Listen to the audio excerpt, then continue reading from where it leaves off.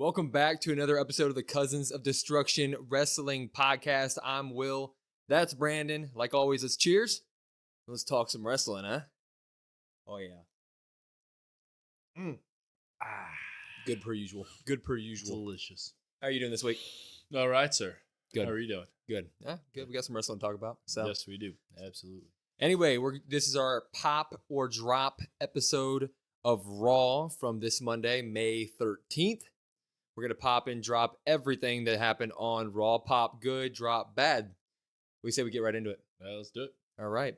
Show kicks off from Greenville, South Carolina.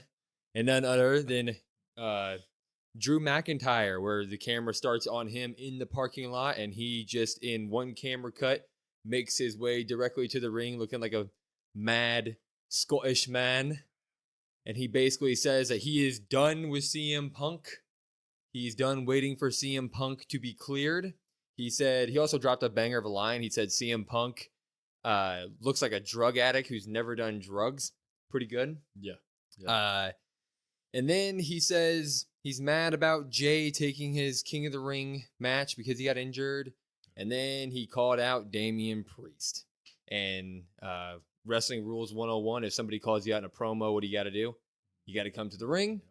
Damian Priest then walks out, basically tells Drew McIntyre, look yourself in the mirror. You've caused everything wrong that's happened to you in the past month. But if you want a title shot against me, sure, I'll give it to you. What do you think about that one? Thought it was a pop.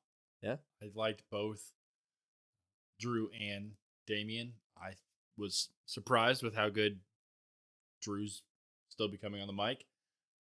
Good challenge, and Priest is quickly becoming a favorite of mine. Yeah. It was easily Priest's best mic work Yeah. in terms of being alone without the Judgment Day. You can really feel that sense of confidence coming in. So I'll give it a pop for the segment.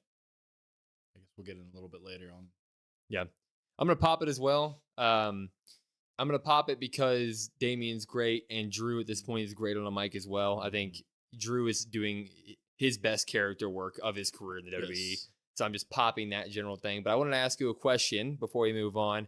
And it's more of a, we are fans and we all hear things that move quickly throughout the internet. Ever since WrestleMania, when Damian dropped the belt, it's been rumored, well, Clash of Castles coming up. Drew dropped the belt. Yeah, sorry. Ever since Drew dropped the belt at Mania, the rumor's always been we're going back to his hometown or around his hometown for Clash of the Castle. By then, we're going to work a way for him to have the belt back. But since then, he's been injured. Since then, all we've done is push him versus Punk. Should that still be the case? Should that still be in the works? I guess you could still make it in the works. I guess it kind of depends on Punk's timeline. I think I saw September-ish. Yeah. So he's got some time. I guess I'm okay with him getting the shot, I guess, but I don't want him winning it. Right. I don't want him anywhere really near it. You can give him that match in terms of a hometown feel, like, hey, that's our guy. You can get that kind of cool moment atmosphere. But the immediate rebuttal to that is, okay, when is Drew ever going to get his moment then if it's not going to be in his hometown holding up the belt? Which is true. Yeah. And for some people, those moments never come. And he might have already had that The thing moment. is, his character work is he's such a great heel right now that it wouldn't not be his moment. It would just be more great heel character work, him doing the job. Yeah. So yeah, I just think that if that was the plan before Mania, things have happened since then to where we should probably maybe rethink the idea of putting the belt so quickly on him, especially now with not knowing CM Punk's exact time. Correct. Yeah, and that, I guess the rebuttal to that would be if you put the belt on Drew, does that immediately pivot from then to Punk and Drew for the belt? Right. I would assume so, but they're both coming off injuries. So like you said, I think there's been enough that's happened so far. I understand wanting to give him the match, and you can do that. Just I would prefer them to not give the belt and I guess just keep it on Priest. I would prefer they not do the moment, but like I understand why they will do it. All right, we're a little bit long on that. Let's just move it on over. First match of the night was Queen of the Ring action. We had Io Sky taking on Shayna Baszler.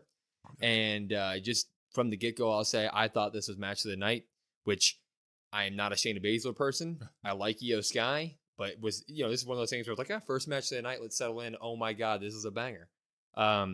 Basically what happened was Baszler did not wait for Io to get to the ring. She attacked early. Baszler was with a cool camera angle. Yeah, you couldn't see her. Can't see her. She comes up and just goes with like a pulls over during the Io entrance. Yeah. So Baszler didn't even get an entrance, which I should have seen that coming because Baszler's not getting the second entrance for Io, but whatever. Baszler was booked very strong here. Io was booked with an injured arm that Baszler kind of attacked. Baszler then hurt her leg on a top rope maneuver that Io reversed. Ended up Baszler hanging from the ring post.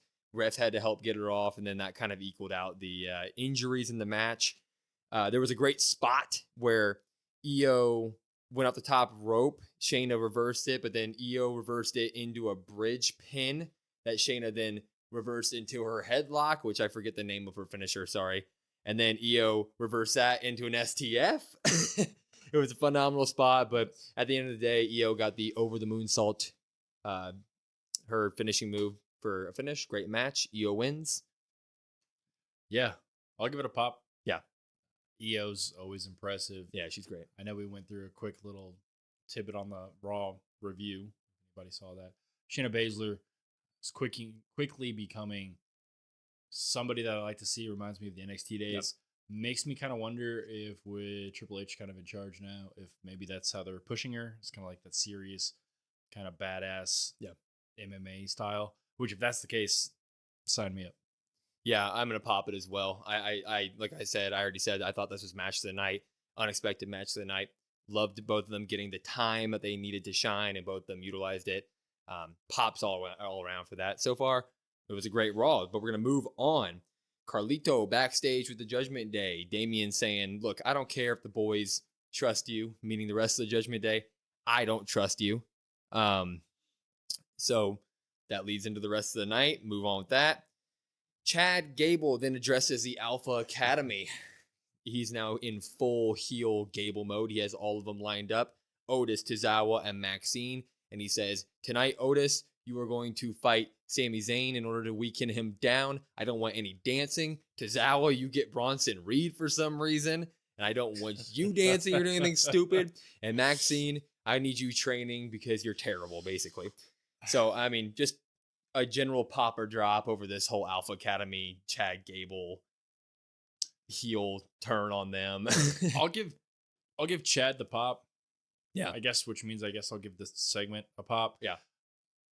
Alpha Academy, and all three of them, I don't really care for. Yeah. It gets us to the ends of Gable becoming a better heel, and I'm okay with that. So I agree. I'll give it a pop. I'm going to pop it because Gable's heel works great, and seeing Otis just sit there and take it is horrifying and great in its own right.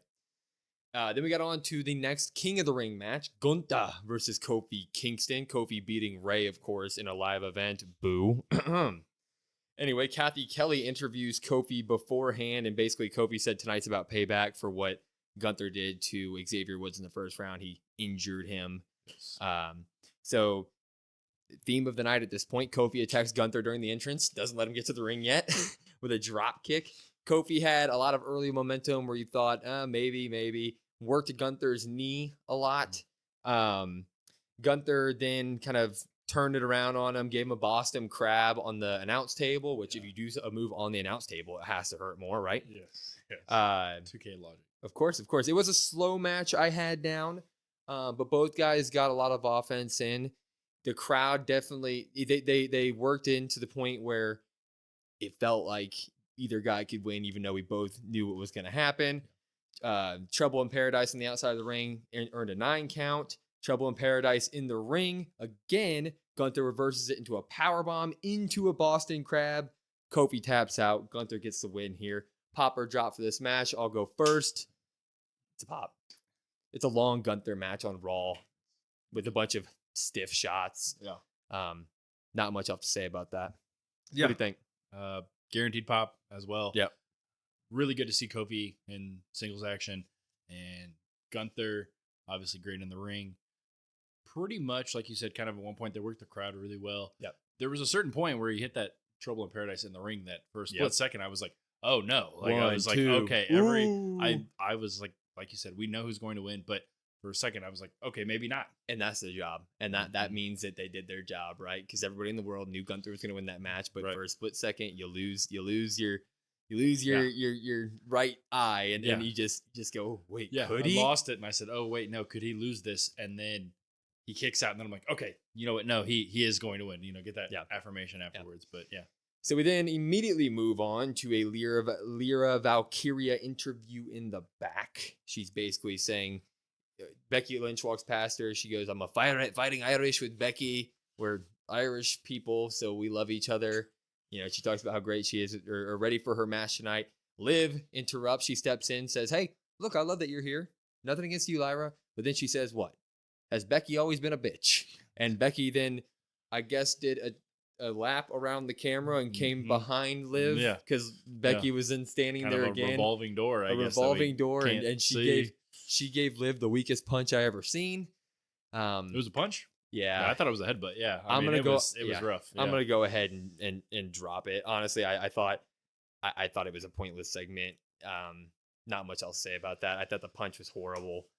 I love Liv. I love Becky. I'm gonna love Lyra eventually, but this ain't it for segments backstage. But that's not that big of a deal. Yeah, it was quick, which I guess was the only good thing about it. Oh, I've heard that. So you go ahead and I guess you get the two Irish women on the same team, which is whatever, I guess. And like you said, Liv coming out, like the whole little segment, no need for it. Could have done without it. Could have added a couple of minutes to a match or something. Yes. Like it was not good. So you're dropping it? Yeah, absolutely. Drop. So two drops from that. Maybe the worst segment of the night. Couple minutes. Yeah, I agree. Yeah, I agree. It was bad. Speaking of pointless things that didn't need to happen, Bronson Reed versus Tozawa with Gable. The whole point is for Tozawa to weaken Bronson Reed, who weighs probably 7 times what Tozawa does. Anyway, match was very, very quick the entire time. Tozawa got maybe 2 moves in. I thought it was funny how Chad Gable would always take credit whenever he did something good. So Tozawa would get a drop kick in, and Chad Gable would be like, I taught him that. And then Bronson squashed him, and Chad Gable the entire time was like, I didn't teach him any of that. I didn't teach you that. I'm going to go ahead and I'm going to have to give this a drop just because, I really don't care about it. I don't care that it happened. But if I'm going to have to give it a pop or a drop, I'm not popping this. This isn't a good way to show off Bronson. And it didn't do anything for Chad or Tozawa. So it's a nothing burger to me. It's a drop. Yeah, I'm going to go ahead and drop it as well. Yeah. So far, we're in agreement so far. You go ahead and you look at Gable. I think Gable did what he could, but there's not much you can do. Like you said, kind of a pointless segment. And I guess the whole idea of weakening up my opponent, and well, he's got 2 weeks. So it's not like it's happening tomorrow. Correct. So I've always kind of misunderstood or questioned that, I guess. So yeah, it didn't do a whole lot and didn't really build anything for the triple threat either. I agree. So 2 drops there. So back-to-back drops on. But then a very short segment that went well. Ludwig was then met with Kathy Kelly in the back. She wanted to talk to Gunther, but of course Gunther doesn't have time for Kathy Kelly. And Ludwig used this interview to actually call out Sheamus very quickly, but he basically gave Sheamus if you want some, come get some equivalent of the German. And I'm gonna pop that. Just the idea of Ludwig versus Sheamus, they could put on a good match. Sheamus raises everybody's bar, and Ludwig would be another one to get a good push from that. Yeah, I'm gonna go ahead and pop it as well. Yeah. It'll be nice to see him in singles action. Mm-hmm. I couldn't tell you the last time I've seen a singles match for him. No. I'm a fan of his character, and when he was part of the tag team, kind of the faction. I couldn't tell you why, because he hasn't really done anything noteworthy, but I thought it was a good opportunity for him to showcase his mic skills, and like you said, call out Sheamus, who Sheamus doesn't really have a bad match anymore with anybody. Bangers. So banger after banger. So it should be good. I don't know what we're going to get. Nope. I assume maybe a 1 or 2 match thing, possibly. Yeah. Not a full-on program. It'll be a Raw match or something. But but go ahead and I'll tune in. Taking it all is good. So 2 pops there. Yeah, it's nice to see people that you wouldn't normally get to see. Yeah. Then it goes to another backstage segment. Adam Pearce says he has a big announcement coming up. Ends up being a fatal 4-way tag team match for the number 1 contender that we're going to get later tonight. But side note, he brings in Braun Breaker. Braun Breaker basically says, one thing that he said was they would have been in the deep end with me after Adam Pearce says we didn't want to throw him into the deep end. We're not going to pop or drop this, just something that happened. Hopefully we see more Braun Breaker in the future. How about that? Yeah, kind of a weird He should have been the king of the interaction, I guess. But if I get to see more of him, then that's good. Future. He's amazing. If you haven't watched any Braun Breaker, go back to NXT and watch some of his stuff because when he gets that main roster, man, he gonna burn it down. Anyway, we moved on. Next, Seth Rollins. Yeah, he's the new Seth Rollins. Yes. Seth Rollins. Yes. Lyra Valkyria versus Zoe Stark in their Queen of the Ring semifinal match. Well, the Raw semifinals, I guess. Zoe gets an entrance this week. I had that written down. She won her match last week, but did not get an entrance. This week she did. And the trend of the week stopped. She did not get attacked during her entrance. So that's good stuff. We started off, Valkyria jumps out on it. A lot of offense from Valkyria early, which is a great thing. They're just showing off what she could do. Whenever Zoe Stark got some offense, there was a lot of taunting involved. I had written down. The crowd was quiet here, which I had written down, which was a little weird given that it was Lyra's second match and she kind of has some social media backing behind her. But weak. I had a weak Nightwing written down for Lyra. Her finishing move is a Nightwing. This one was not one of her best ones, but she gets the win. I like the match enough to say I would pop it. I'm gonna pop it because I like Lyra. Just cause, huh? Well, it wasn't a drop. They are obviously trying to showcase Lyra right now for whatever they're gonna do with her. And what this was her coming out and getting a showcase. Pop. Sure. We'll pop that. Yeah, I'm going to disagree. Ooh. First one of the night. I'm going to go ahead and drop it. I understand what you're saying. It's a showcase. Didn't really get to see anything from Zoe Stark. Not that I wanted to. I was about to say the biggest takeaway was she had an entrance. That's cool. Yeah, she did. It's kind of crickets when she's in the ring. You know what? I'm here for Zoe Stark entrances.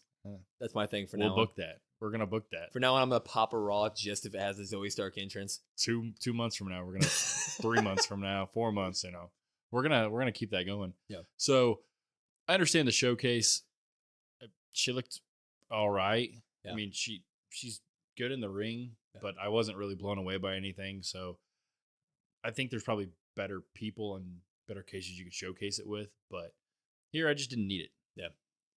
So it's a drop from you. It's a cheap pop for me. That's what we'll call it. It's just like a, hey, we're here in Greenville. Speaking of cheap pop, Sami Zayn came out next. Oh, Sami Zayn came out first. Internet. Came out first in a match against Otis, who also had Chad Gable with him.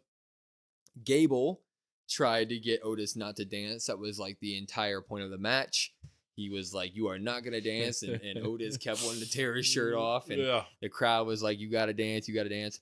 Anyway, Otis ends up dancing, but it basically leads to Chad Gable becoming a third person in the match, distracting Otis. Sami then gets the Helluva Kicks, and Sami wins it. But what the main takeaway from this match, what happened afterward, because Chad Gable finally laid his hands on Otis, gave him a shove in the ring and then a slap after a little bit later. But obviously Sami runs in to try to help Otis, suplexes Gable. I'm also going to give this one a drop. I just didn't need either of these segments tonight. I get it. The Alpha Academy's falling apart, but I'm going to drop this match. Yeah, I think I'm going to agree. It's going to be a drop. The only thing that might have saved it for me might have been the Otis dancing. Yeah. It makes no sense. It's just kind of funny. I do like Otis dancing. But yeah, storyline, wrestling match, Sami helping. I know he's the good guy. All of it, I could, like you said, I could do without. Yeah. I mean, I don't know how long the match went on for, but you could just give me that like long 4-minute match. Yeah, you just give me Otis dancing for 4 minutes. It probably would have been better. That's fair. I do want to ask a question though while we're here. I do want to say, when I'm thinking about this Chad Gable turn on the Alpha Academy, is this what I have written down basically is this heel turn against the Alpha Academy going to actually end up in 3 careers really slowing down? Because what you normally want to do is build up each of the people within your faction before you break it up, because then they have a clear path on their own. But I mean, you could say Maxine has a clear path because the crowd loves her, and the women's division can kind of utilize whoever they want at this point. But in terms of Otis and Tozawa, like, so is Alpha Academy just gonna, like, when that fizzles out, are those careers just being pushed to the side for like the indefinite future? I would say yes. Yeah. I would answer your question with a question. And I would say, what did Tozawa and Otis do before Alpha Academy? Tozawa was with Otis had Mandy Rose. He won a Money but before in that, the Bank. he had Tucker, who's not in the company. Well, you know what? Somebody tell us where Tucker's at. And then Tozawa was with, I believe it was Omos when he was a ninja. Yep. Or something. Yep. In NXT with the Viking Raiders and the Street Profits thing. Yeah, this answer is pretty clear. So isn't it? yeah, Yep. I mean, you could say sacrifice 3 careers, but they're already sacrificed. They are sacrificed. Maxine can do some. She can be the modern day Alicia Fox and randomly have matches. That's tough. That's tough. That's about. You called what her it the is. modern day Alicia Fox. Shout out Alicia Fox. You did not just shout her out. Okay, somebody's got to. We're not going to pop or drop this one. Just a very quick thing that we hit. JD McDonough actually went backstage and started to talk to Braun Strowman and warn him about, we're going to come after you if you keep messing around. It was a funny little picture. He was like 3 times shorter than Braun. Yeah. We'll see where that goes. Dakota Kai was up next versus Becky Lynch. Yes. This ended up being a pretty good match. I enjoyed it. Becky dominated very early. Obviously, Dakota Kai had damage control with her. Yes. Basically, what happened was there was a couple distractions by damage control, which led to Kai getting some offense in. Yep. Per usual. That Dakota Kai rope curb stomp. I don't know the exact name of the move. Good, it's so good. I had written down here that they had about 50-50 of offense. Each woman was given some good offense, which is good. We want Dakota Kai to be in that level of we want her taken seriously in terms of being a threat to the women's division and title. So 50-50 offense is great. They did a suplex into an arm bar for Becky, which was really cool. I've written down. And while Becky was doing the disarmor, damage control comes in and spoils it for everybody. Disqualification, so technically Becky wins. But the real thing here is that right after that happened, obviously Liv runs in and throws Becky's head against the turnbuckle, and that is it. I am actually going to drop this. Okay. I'm not going to drop it for a reason. I'm not going to drop it because like the match was terrible, but I'm going to drop it because 2 things. I don't like the disqualification, even though I know that it protects Dakota Kai. And then I'm going to drop the main reason that I'm dropping it. So 70% of my drop is like, we got to do more with this Liv Becky rivalry, man. Like the one time that they get their hands on each other, it was a horrible punch thrown tonight. And then Liv responding with like a weak toss into the turnbuckle for her. I mean, I don't know. What do you think? Yeah, I guess that's pretty fair. Oh, watch out now. I guess that's pretty fair. The match itself, I thought was good. Yeah, it was nice to see some back and forth. We love Dakota Kai. I think a lot of people like Dakota Kai. The sequence at the end there where it was like roll up, disarmor or whatever. Yeah. I thought that was cool. Yeah. The aftermath stuff, after-match stuff. Yeah, I agree. There's not a lot to be said. I think Liv is trying to play that sly, kind of cowardly heel type, but which sucks because the crowd loves her and wants to see her not do that. Yeah, there's people you can do that with. I don't think Liv is one of them. I'm not saying she can't be a heel. I'm saying let's give her more than that. Yeah, I would rather her be. She can't be like a powerhouse heel either, but you can find a middle ground where she's just like a snarky heel. The running away, cowardly heel, I don't like. Are we over the Liv Becky feud? I mean, I love Liv, I love Becky, but are we over this, the way that they're doing this feud? It feels like it's just delaying the inevitable with Liv getting the title, and the work that they're doing really isn't that.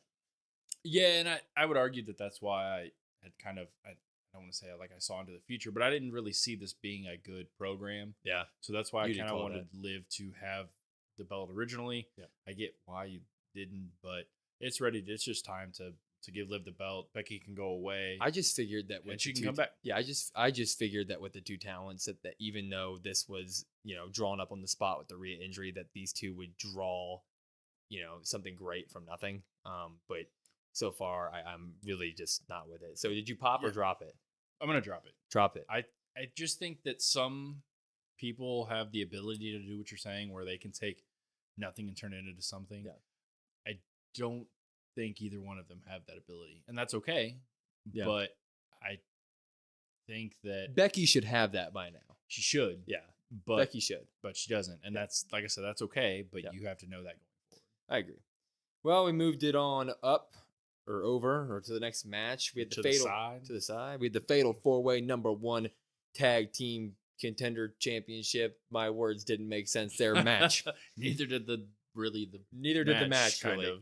of. Let me pull up this thing because all the names in here. We had JD and Finn representing the Judgment Day. Yes, we had Pete Dunne and Tyler Bate, the New Catch Republic, versus the Creed brothers, Brutus and Julius. And the Final Testament was the Authors of Pain represented them in this match. Yeah. And they did that stupid thing that I hate with the Fatal 4-Way tag team matches where two guys are in the ring. And just everybody gets one.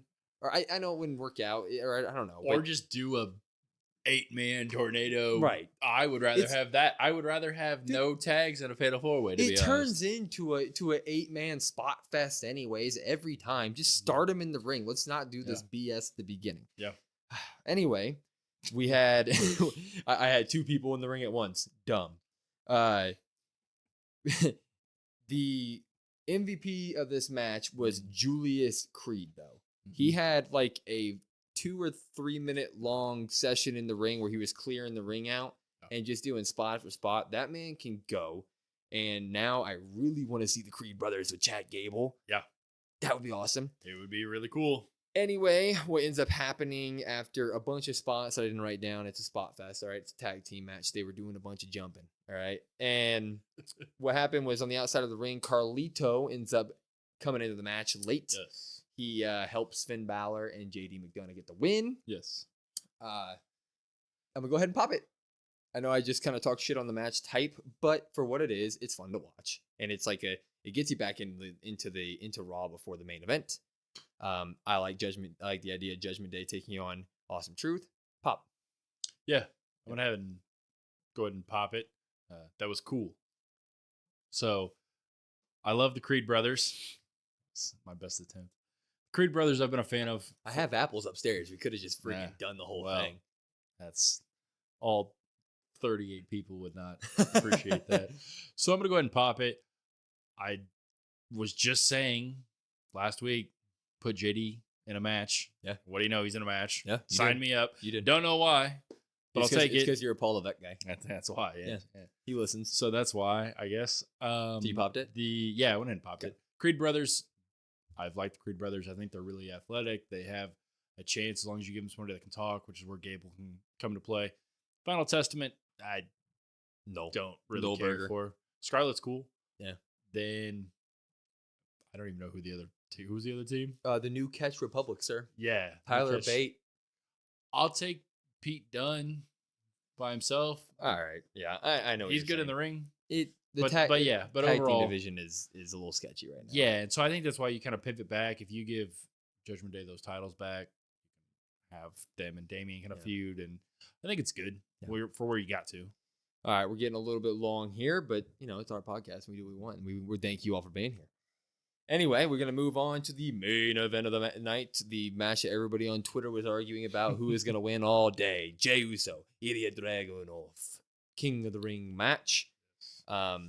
Jay comes out and would you know it? Wouldn't you know it? He's over. They have now given the entrance of Jay a name. They're called the Yeet Lights. The Yeet Lights are up as Jay enters the ring. It's amazing every time he does it. Ilya gets early offense here. Yeet chants were happening every single time Jey Uso hit the guy. Countouts no longer exist, I have written down. There was a very long spot where they were both on the outside of the ring. Sure, Jay went over and rolled in and out every once in a while, but man, come on. There was a spear onto the announce table while they were out there. There was a mid-match battle of the wills where they hit back and forth, and the yeets were loud, and they were actually booing Ilya when he got hits off, which was very surprising to me. Anyway, there was a phenomenal, I would say, we give Jey Uso a lot of shit for his moveset, and this was mostly Ilya's doing, but man, the spear at the end of this match looked great with the sell. And one spear, 1, 2, 3, Ilya goes down. Jey Uso moves on to the final against Gunther. Pop or drop this match? You go first, sir. Yeah, and he hits that spear, and he flies off the top, and he does his 2-3 moves, whatever. I'm going to go ahead and pop it. Not in the sense of I was impressed with Jey as a whole. Dragunov, obviously, way better in the ring. Was really impressed with him. Actually, halfway through the match, I thought to myself, man, Jay's really going to beat this guy, and he doesn't really deserve it in a sense. But for them needing to capitalize on Jey right now and my King of the Ring prediction, I have to pop it. I'm going to pop it as well. I thought it was a great match. I thought I finally have the feeling where my eyes move to Jey when he's on the screen. He does now officially have that main event feel. Before we started doing the podcast I'd always tell you, man, I just don't believe Jey Uso is a main event talent. That's the problem. Yeah. But now when he makes his entrance and those yeet lights go on, my eyes go to the screen. He now has that sort of attraction. So I'm going to pop this match. But you know what my main takeaway was from this match and the ending? You would think that I would be sad. You would think that I'd be like, damn, Brandon got me getting another call here. They're going to push Jey, aren't they? My only comment here was, you know what? Jey is going to beat Gunther next week. And then Gunther and Ilya Dragunov are going to own the tag team division for 30 years in a row. It's going to be the greatest tag team in history, and I can't wait for it. Is that a hot take? Oh, it's not even a hot take. It's the right take. That's what do you think? Take. On that take, what do I think? Oh, yeah.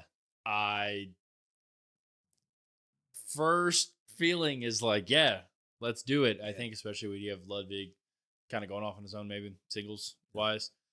I hesitate a hair because I'm like, but Gunther deserves to be up top. Of course he does. In a tag. I'm not arguing against that. But if you could have enemies kind of like join forces and just put on 5-star tag team matches all the time, I'll sign up for that. So, and then eventually you get the turn and you get a great 10-star match between the two. And you know what's going to happen?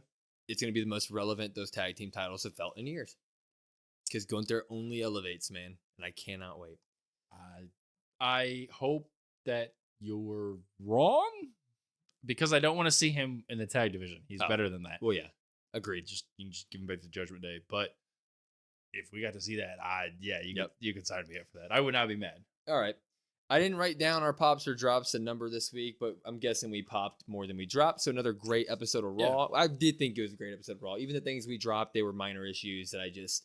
I think it's like 10-4 or something like that. The pops very clearly outweigh the drops. Yes. Great episode of Raw. Wrestling's been really good.